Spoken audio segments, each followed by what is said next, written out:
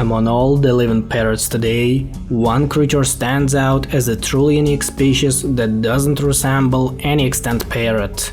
Meet the Kakapo, the most unusual parrot species in the world. It has no closest living relative, and the Kakapo ancestors diverged from other parrot species around 27 to 40 million years ago. It is the only flightless parrot alive today, and also the heaviest, with males being up to 64 cm or 25 inches in length and weighing up to 3 kg or 6.6 pounds, which is similar to a domestic chicken. Once they were widespread across the New Zealand, living in various environments, including tussock lands, scrublands and coastal areas. They survived dry, hot summers on the North Island and cold winter temperatures in the subalpine areas of Fiordland. Thousands of Kakapo thrived for millions of years before the arrival of humans, which posed the hardest challenge they had ever faced. The Kakapo were unprepared for the arrival of humans and the animals they brought with them.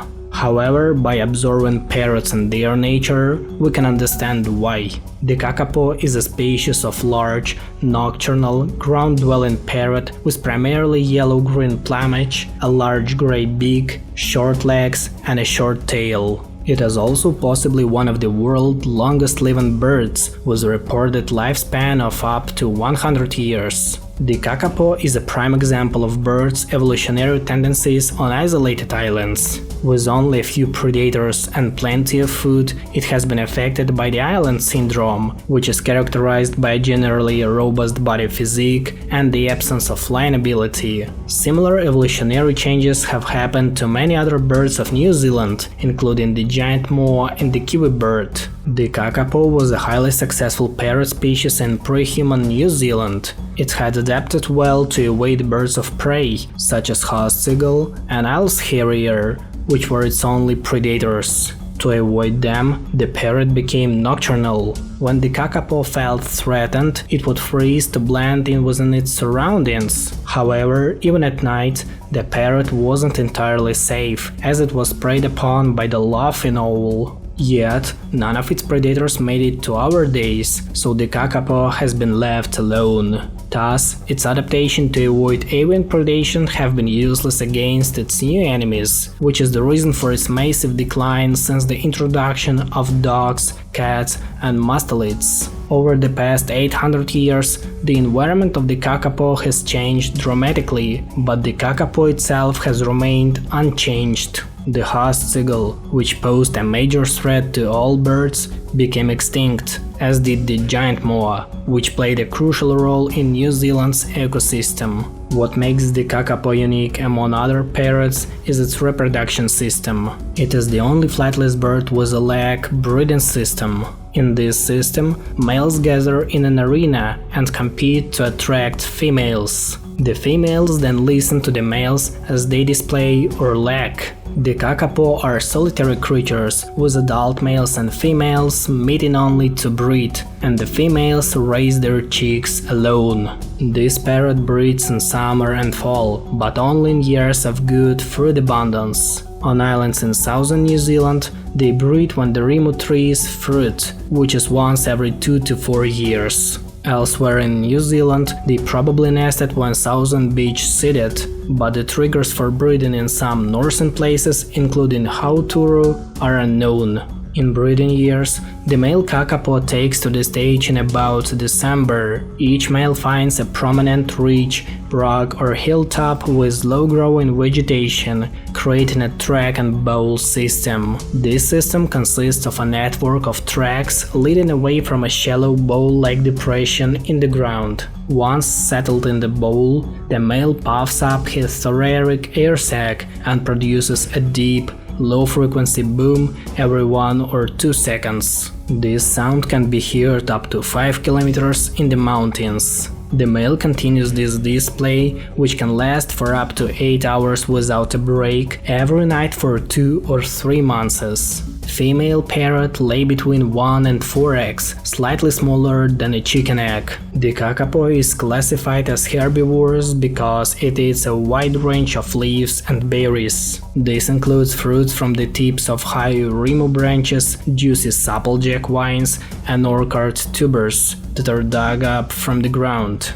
With their strong claws, they are able to easily climb 20-meter high remo trees, which are considered their main food source. With the arrival of the Maori in New Zealand, the situation for the kakapo started to worsen. As ground dwellers, they became easy prey to introduced animals and humans. This is the main contributing factor that draws them closer to extinction. Maori hunted kakapo for their meat and skin with feathers, which were used in valuable clothing. They also considered the meat of the kakapo to be a delicacy.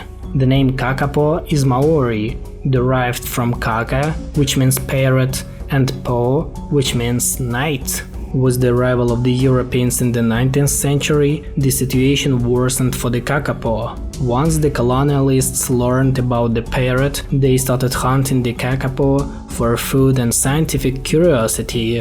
Thousands of parrots were captured or killed for zoos, museums, or private collections. By the late 1800s, scientists realized that the kakapo was on the brink of extinction. The first attempts at preserving kakapo began in 1894 with Richard Henry's persistent efforts. He relocated about 700 kakapo and kiwi birds to a predator-free island, where they lived in safety for 60 years. Unfortunately, stores were rediscovered on the island and restored the population. Now, the parrots live only on the predator-free islands with a constant monitoring. However, there was a time in history when the kakapo was closer to extinction than ever before. By 1995, only 51 birds were known to exist, the lowest recorded number of these parrots in history. Fortunately, over the last 30 years, the situation has improved and the kakapo population has been increasing. As of 2022, there were an estimated 252 parrots, each with its own name and equipped with a smart transmitter for tracking their locations and collecting behavior data by scientists. Yet, the kakapo faces many threats in the future. Because the parrots passed through a genetic bottleneck, their population was reduced to 51 birds. They are extremely inbreed and have a low genetic diversity. About 61% of kakapo eggs fail to hatch. Considering humans create the perfect conditions for them, imagine what would happen in the wild. The lower the genetic diversity is, the less adapted they are to survival. However, there is some good news about the kakapo. In 2023, they were reintroduced to the mainland New Zealand for the first time in more than 40 years. One of them even escaped from the safe zone and wandered in the natural habitat for a week. Fortunately, the kakapo was found and returned to the safe place. The New Zealand government has launched a program to clear the mainland of invasive species by 2050 so that parrots and many other species can return to their original homes. I believe that one day the kakapo will rise again, with thousands of them roaming the west areas of New Zealand, as there is nothing like them in the world.